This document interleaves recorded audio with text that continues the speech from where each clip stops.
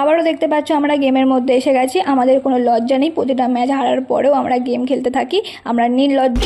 তো 2-0 হওয়ার পরেও এখনও আমাদের ইচ্ছা আছে ম্যাচটা জেতার। তো দেখা যাক ম্যাচটা আমরা জিততে পারি কিনা। ওরা আমাদেরকে খুব কেলাচ্ছে, তো আমরা ওদের কিচ্ছু করতে পারছি না।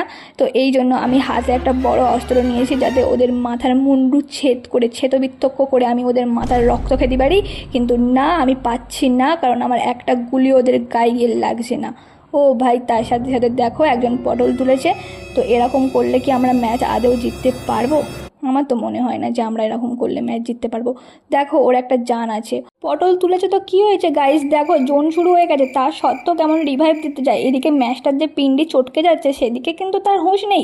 ওদিকে নিজের ভালোবাসাকে বাঁচানোর জন্য ওখানে রিভাইভ করতে গেছে। যাই হোক, নিজের ভালোবাসাকে বাঁচানোর দুঃখে বাঁচাতে না পারার কারণে সে দুতলা থেকে ঝাঁপ মেরে নিজেও আত্মহত্যা করে ফেলে এই মুহূর্তে। তো দেখা যাক এখন ম্যাচটার কি হয়, কি পিন্ডি চটকাই আমরা। তো তুই কেন বেঁচে আছিস ভাই? তুইও মরে যা, তুই একা বেঁচে থেকে কি করবি ভাই? তুইও ওদের সাথে মরে যা, দুঃখে কষ্টে বেদনায়। আমি দেখি কি করতে পারি ম্যাচটায়। তো আমি হালকা করে একটা মেডিকেট লাগিয়ে নেব আস্তে আস্তে, তারপর আমি যুদ্ধের ময়দানে নামবো। দেখা যাক, দুজনকে তো আমি মারতেই পারবো ইজি, আই অ্যাম প্রো। আমার বন্ধু তো চলে গেছে ওখানে ফাইট করতে। আমি একজনকে ধোঁয়া বার করে দিয়েছি। ভাই এইসব চুতিয়াগুলোর জন্য গেমে একদম ম্যাচ জেতা যাবে না।